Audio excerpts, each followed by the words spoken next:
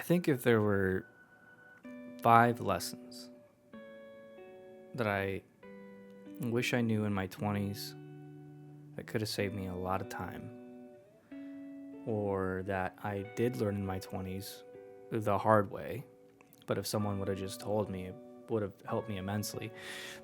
These are probably it. And it starts off with kind of a hard truth. If someone would have told me this in my 20s, I don't even know that I would have listened. But as I got older, I realized this to be an absolute fact. There are exceptions to this, and I want to talk about it. But here's my first piece of advice. Nobody takes you seriously in your 20s. You're just a kid. Adults in their 30s and 40s and 50s, generally speaking, they don't take you seriously, and for a very good reason. They say that like scientifically your brain's not fully developed until you're like 24 or 26, depending on like your gender or whatever. But like the fact of the matter is that you don't have enough experiential equity. You don't have enough life in you to really know what you're talking about when it comes to some of the things that people pursue for self-actualization. Whether that means being a leader and a manager of people, having people skills, being internally aware enough of what's going on with you to be able to control your emotions, and having enough life experience to be able to recognize the situations that other people are in, and empathize with that, and to be able to create strategies, winning strategies based on past failures. All of these things take time, and you can't skip them. There are exceptions to the whole nobody takes you seriously in your 20s, because obviously there's like really successful people that are in their 20s, but that's a new thing that just didn't exist. Like 50 years ago, that didn't exist, and then it never existed before that, unless it's due to nepotism or something like that. Inheritance. I mean, it's just the idea that you can be so incredibly successful in your 20s it's a new idea. It's very novel. And there's generations currently alive on the earth that's a really new thing for them. And these are some of the people that are in gatekeeping positions and positions of power and positions of hiring and firing and portfolio management. And they don't want to deal with someone in their 20s. They just can't take them seriously. Also, I know that in the same way that you thought you knew everything when you were 16, and then you turned 24 and realize, oh, I didn't really know shit. You'll do the same thing at 24, 25. I know everything there is to know. This is who I am as a person. I got it all figured out. I'm an adult now. When you're 34, you're going to look back on the person that was 24 and be like, I didn't know shit. That's definitely what happened to me. And I think I'm 34 right now. I think when I'm 44 and I look back at myself right now, I'm going to go, wow, I was an idiot. And I hope that I continue to do that throughout my life. That's something we should all strive for, is to look back on who we were and say, that person was an idiot, but I'm better today, right? That's continual growth. I know people that are literally the same person they were when they were in their early 20s as they are now in their early 30s. And that's not, that might be a little bit too harsh and not giving them enough credit. But for the most part, right, I think what people say is basically worthless. And I think what people do, their actions, are what define them. So, I think that in your 20s, it's really hard to say, like, look at all these actions I've done, because you just really haven't had enough time. I guess case in point, the easy thing to say is, like, when you make the transition from your 20s to your 30s, people will just generally pay you more money. You'll have more opportunities. Purely because you're older and people take you more seriously. Not only that, but as you get older, so does everyone around you. So the people that We're in their 20s, now they're in their 30s, and, they want to hire people that are also in their 30s. And so opportunities open up that way, just as generations age, So if you're in your 20s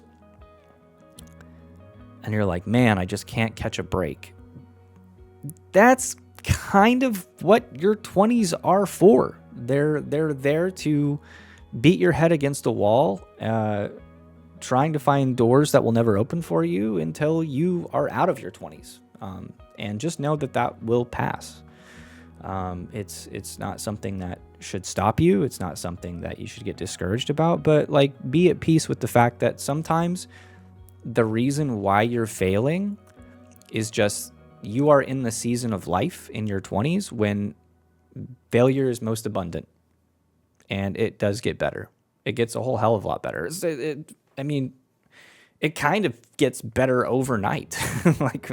when you are in your early 30s, it really feels like a huge monumental shift when you're having conversations with people, and you've established relationships in your 20s, and those relationships have grown over time, and those people reach certain types of positions and opportunities open up, and you're like, wow, things are really working out. That's really what happens in your 30s. That was my experience. That's the experience of a lot of the people that I know and talk to. And so that's number one. If I could tell myself something in my 20s, just, dude, take a chill pill. You're in your 20s. Of course, people don't take you seriously. You're not Alexander the Great. You're not going to rule a third of the world by 26. Just chill the fuck out, dude. Life's a lot easier at 34 than it is 24. Just the same way that life's a lot easier at 24 than it is at 14. I don't know about you, but for me, high school was fucking hell. So that was the worst part of my life, was high school. So moving on. And this is an absolute cliche that everyone has heard 1,000 times. And it's just one of those things that until you experience it, nobody can really tell you this, which is that money does not buy happiness. It does buy a little bit of happiness, but not really, dude. I've been so fucking poor, like homeless, doing drugs under a bridge poor. For those people, yeah, some money would definitely bring some happiness, okay? There are levels to it. I know that people today have no fucking clue what nuance is. And so obviously when you speak in generalities, you can't really include everyone in that. I think that for some people, money really can bring a lot of comfort and self-respect and happiness and pull them out of a dark place. Money does provide opportunities, and opportunities. When you take a risk and you win, that can provide happiness. So obviously that's true. For me though, I thought that if I was making 20 grand a month, I'd be happy. Here's the meaning behind the secret. If you're making that much money, what you're sacrificing in return is the most soul-sucking, life-dulling thing. It sucks. It really fucking sucks. And you won't have time to spend that money. And when you do, you'll be doing retail therapy, buying shit you don't need on Amazon to make yourself feel better. I did do a lot of that. I'm very guilty of that. And yeah, I'm just as happy making a fraction of what I used to make now.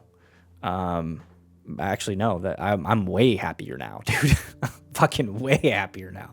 I'm like trying to pursue this dream of writing. And that means the world to me. I got more time to spend with my family. I'm still able to provide for my family the things they need. And, this is the truth too, man.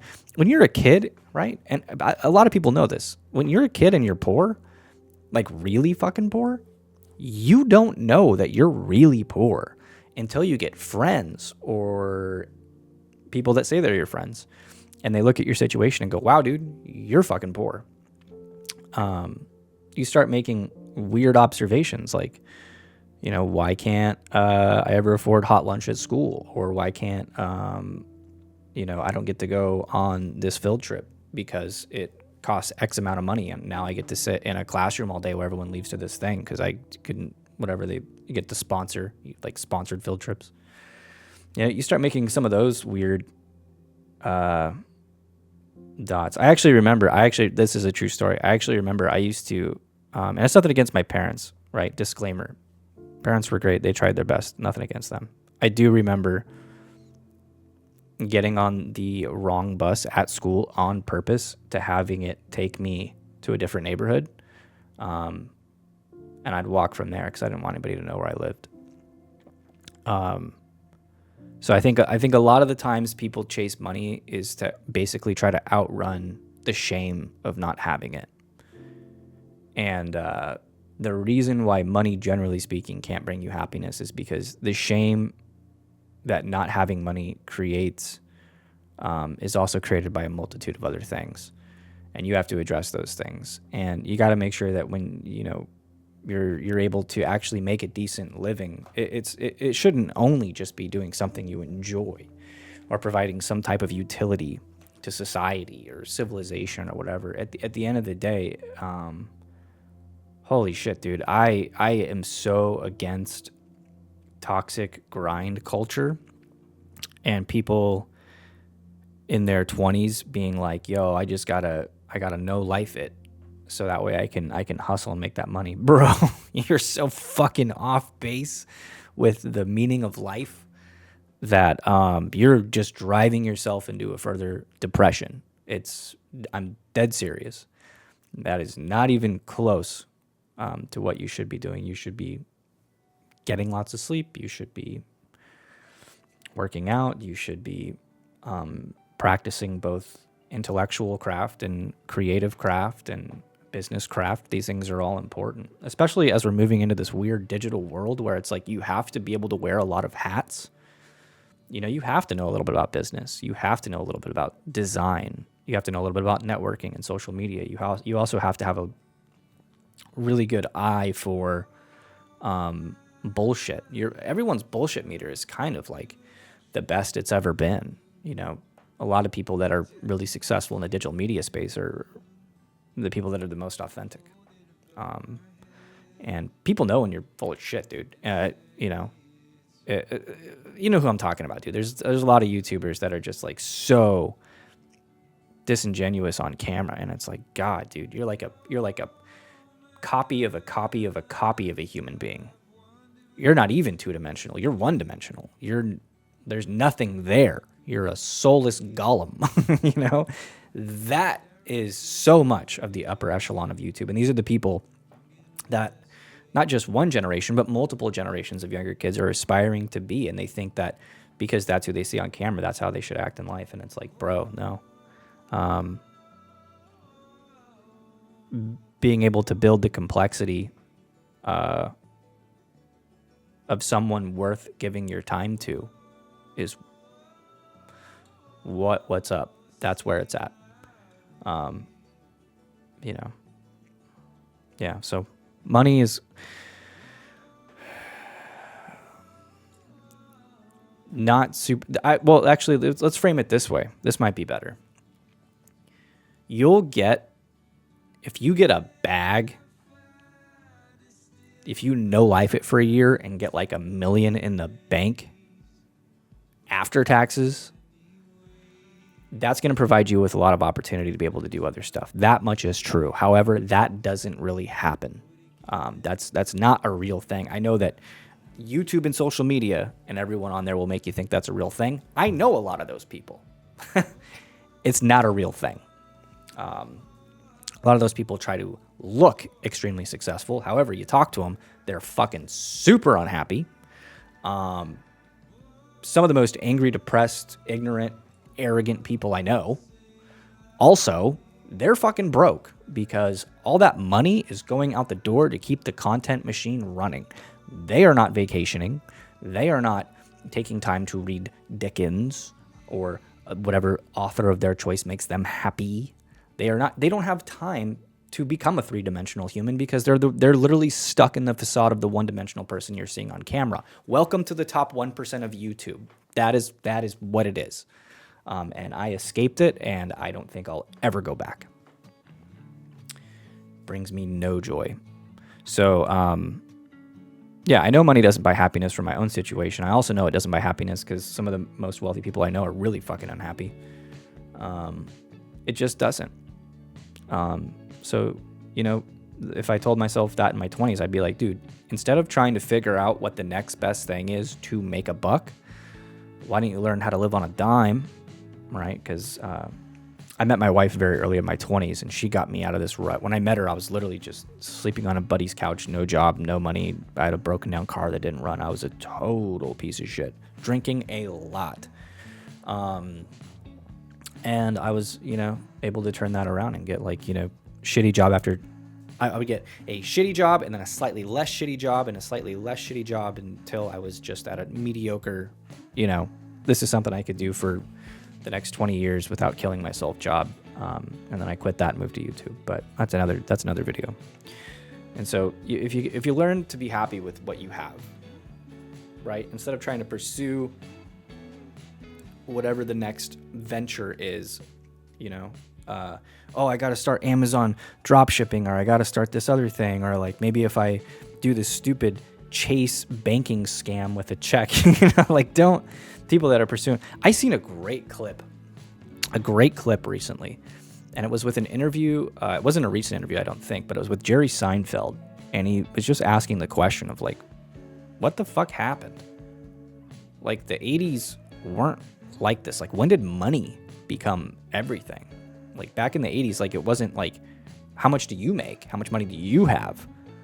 What kind of car do you drive? Where do you go to vacation? Those weren't the things that made a person cool. What made a person cool was, what kind of cool shit are you doing as a job? Oh, you're a fucking naval aircraft pilot, one of those cool guys with the aviators and the bomber jacket, and you fly those jets. That's badass, dude. That's way cool.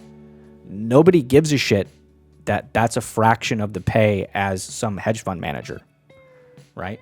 But then, kind of the late 80s came along and Wall Street got cool and money became cool, and now it's not cool. It's not cool to write books. It's not cool to it's not even cool to read books. It's not all these things that used to be really badass, man.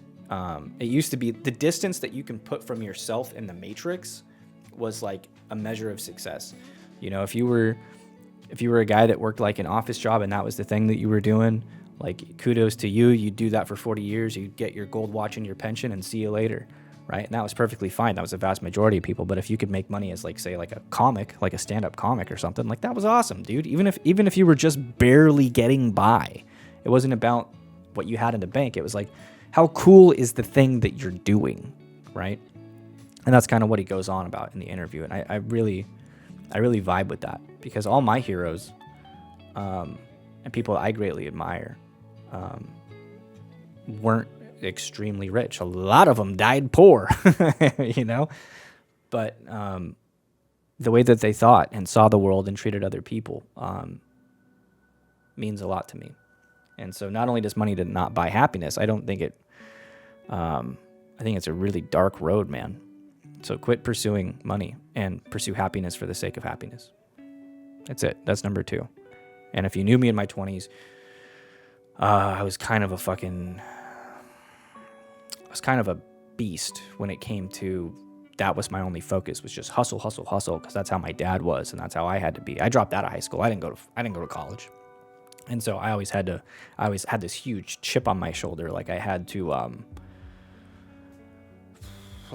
to do better than everybody else just to feel equal, right? And that's one of those things that you feel in your 20s, but as soon as you start getting into your 30s, it goes away. It fades, and I wish I wouldn't have pursued the paycheck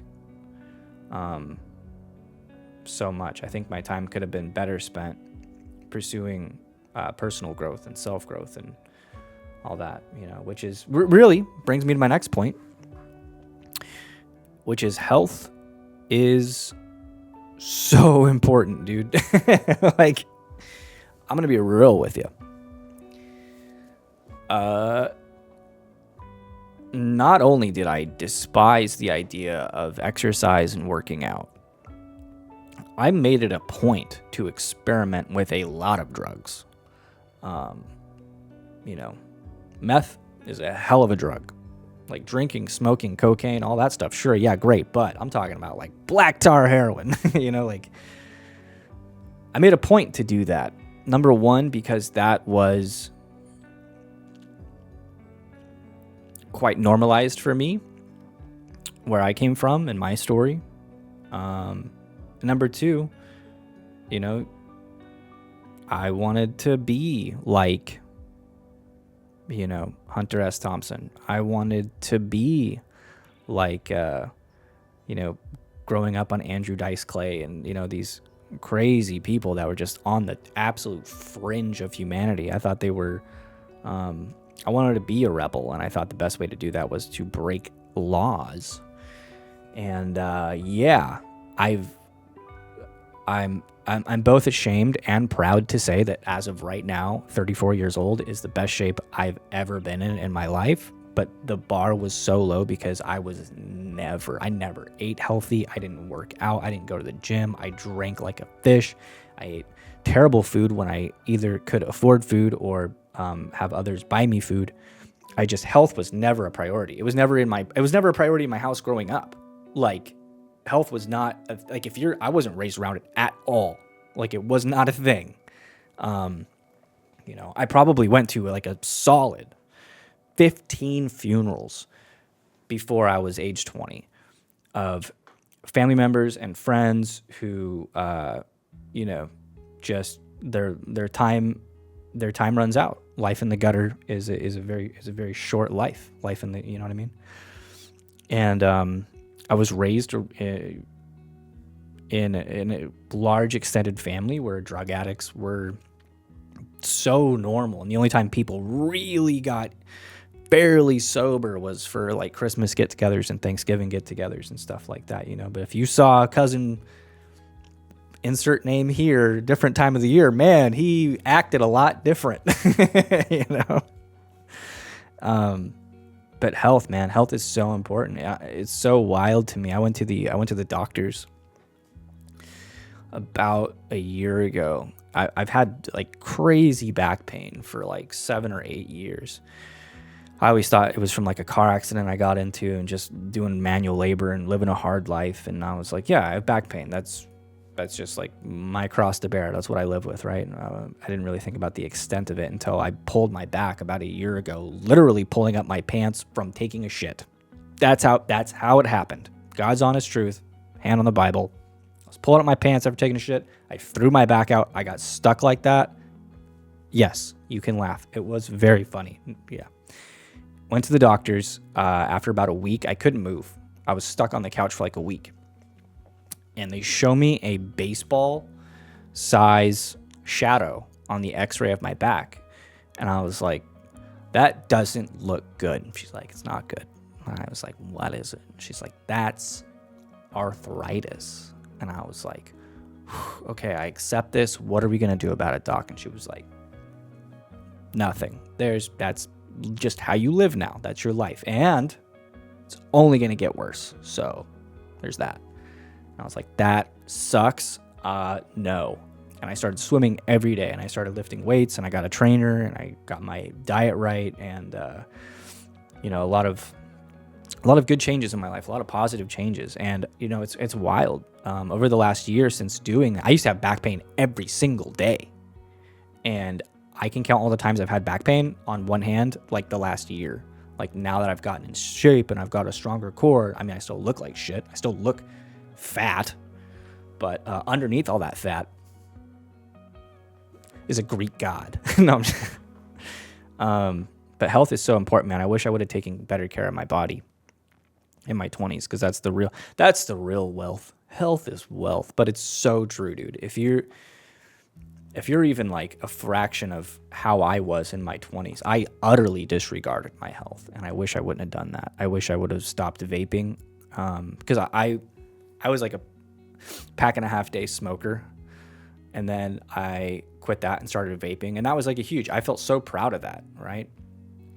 And then I vaped forever until like I started basically just coughing up like gross mucus all the time, and I was like, okay, well, this is bad now.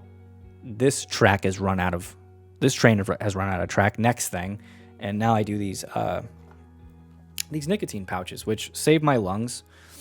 You know, I'm probably always gonna use nicotine.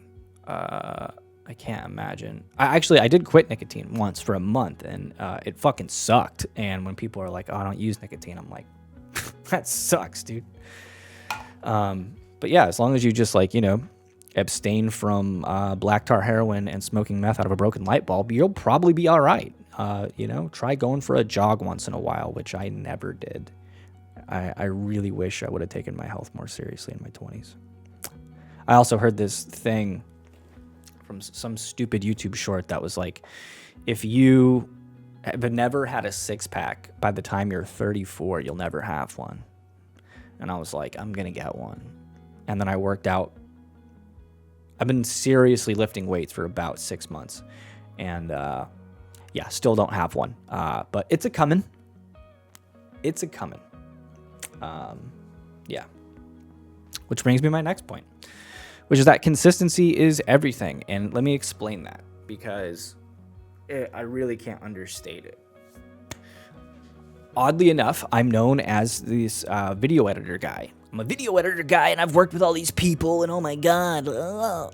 That was never the plan. That was never supposed to happen. I only did that shit so that way I'd have more time to work from home, so that way I could work from home and have more time to write. That is why I did it. I wrote short story after short story, worked on some novels, wrote some screenplays, was constantly writing all the time. But video editing was the thing that paid the bills. After like a year and a half or 2 years. So I was always pursuing other things. I was always doing other things. And for me, video editing was like this fucking slog of people that thought they knew more than me, which they rarely did, telling me what they wanted me to do, me interpreting that as, okay, this is what they want me to do, but this is actually how it needs to be done. And I do that. I edit the little thingy. I give it back to them, and they give me notes, and I go, oh my fucking God, this person's an idiot. Whatever. Here's your video. Here's your notes. It's worse now. Give me my money. Which is the video editor experience after you've been doing it for about 5-6 years. If you've been editing for about 5-6 years, maybe like 7 years, and people are giving you notes on the shit you're editing, bruh. Like, I literally spend all my time studying story, character, YouTube. Like, you think you know more than me? You fucking don't. And now I can say that extremely confidently. Facts. Consistency is everything, not just with health and working out and in your occupation, but creatively, it's everything. I think it's super wild to me how people choose not to do a thing because of how long it could take for them to be wherever it is they have in their head for the thing. I'm not going to start drawing. I'm not going to start learning how to make websites. I'm not going to start video editing. I'm not going to do this because it's such an uphill battle that I won't even be in a position to draw or create or do anything for like a year. It'll just be like a year of learning. And I don't really understand that mentality. I'm someone that tries to learn a lot of different things just for fun. For example, here, I'll show you this. This is my latest thing that I thought would be fun to learn, which is how to pick locks. So I bought lock picks and a lock, and on it is the date that I bought it and the date I picked it, which is the same day. So I'm doing all right. I just like learning new skills. I think it's cool. But when you look at people that are really successful, that you admire, and you say to yourself, like, God damn, how did they get so lucky? It's true. It's a lot of luck. But also, like, just do the same thing for 10 years and you'll probably get lucky too. Consistency, dude. It's just, all these things are combined. You're in your 20s. You're beating your head against a door. No one will give you a fucking break. You have brain fog all the time because you're sleeping like shit, drinking like shit, and eating like shit. And then, like, you're not working out. You're not doing anything. And then you're, like, being super inconsistent about how much time you're dedicating towards this thing that you supposedly want to be successful at. It's like, bro, you're a fucking joke. Like, you can't do that. You have to control what you control. You can't control that you're 20, but you can control your health. Right? You can control the level of consistency, and you can control your avarice. You're looking online and comparing yourself to other people and saying, like, God, I wish I was. You're not them. You're you. Just fucking be you. Be the best version of you, and you'll get to a level where you can be really proud of yourself someday. But, and this is probably the most important one that I want to say, which is number 5, which is having a kid. Let me preface this. Like I said, I didn't have a lot of money growing up, which is an understatement, but no one gives a shit, so that's where we'll leave that. I made the decision that when I had a kid, I wanted to be financially ready, more than ready, because I wanted to be able to afford a certain type of lifestyle and opportunity to my child, right? And I did. I absolutely fucking did. And I was very happy about that. I have another video on my channel that tells that story kind of more in depth. There's a lot of twists and turns to it. But the moral of the story is this. I waited to have a kid until I was like 31. And my wife is a couple years younger than me. And, she wanted to have a kid much earlier on. And I said, no. We're not ready to do that. We're not having a kid in an RV. That's crazy. Because we lived in an RV forever. God, I wish I would have done it earlier. Because I'm going to be real with you. Raising a kid is extremely physically, emotionally, mentally difficult. It is difficult. It's also, and I don't know how to say this without totally fucking alienating so many people. So I'm just going to speak from personal experience. I'm not, if people don't want to have kids, I think that's great. I think that if you don't want to have kids, you shouldn't have kids, right? I wanted to have kids. So let me just say, from my experience, when I had a kid, I felt like everything I did up until that point was just practice, right? I felt like, oh, now, like life really starts. Like now it actually begins, because you have this monumental shift. And some of it's biological, it's hormonal, the responses that you have, right? But you get this profound perspective shift where the distance between childhood and adulthood is equilateral, same distance from adulthood to parenthood. You feel so different, right? And that's how I felt. I felt so different. I felt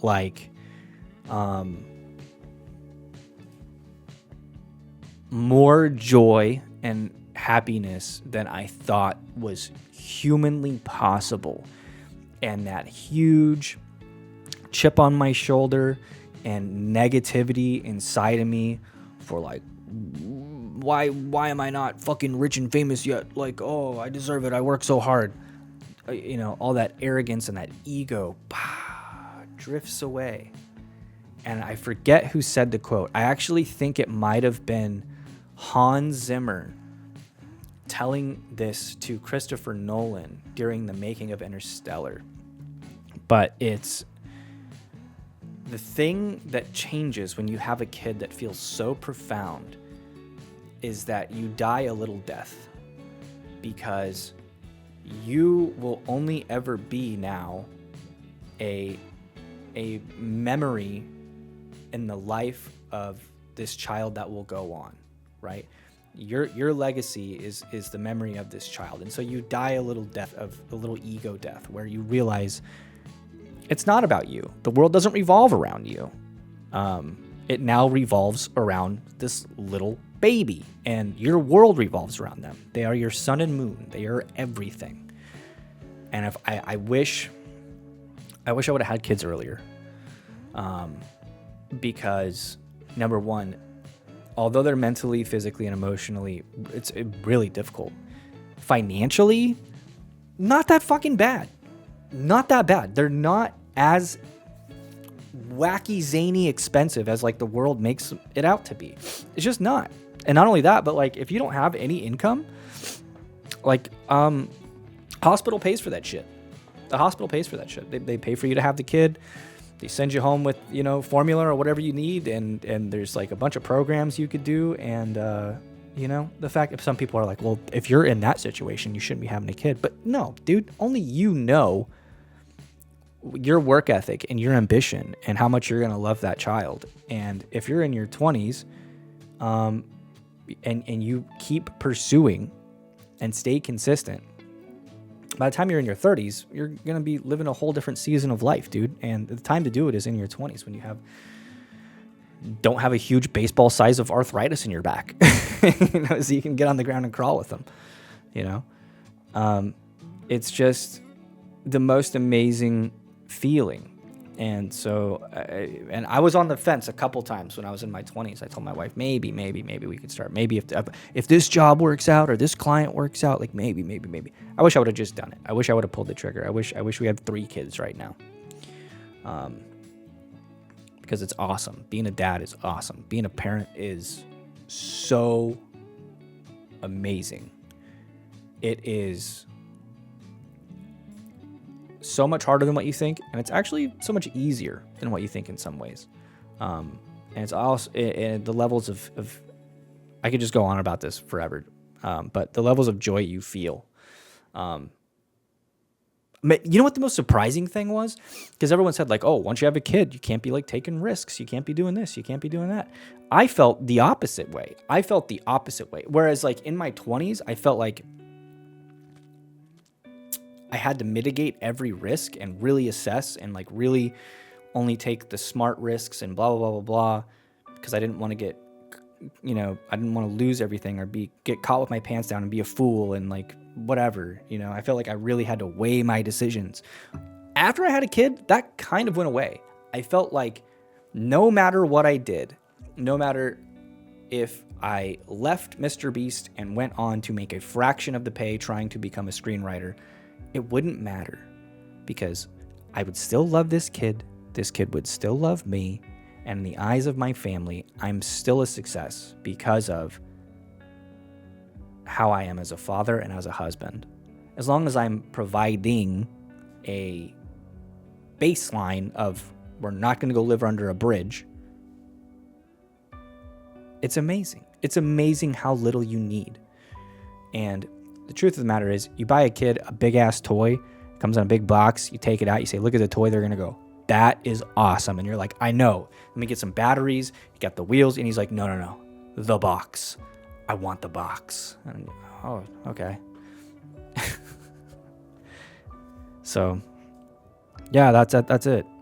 I could probably make a list of 100 things that I would tell myself if I was in my 20s. But I think all of those things are essentially the same thing, which is don't stress, chill out, take a breath, focus on your health and becoming a person worth giving your time to, right? And now that's it. Hopefully this helps you. I hope that it does. All right, peace.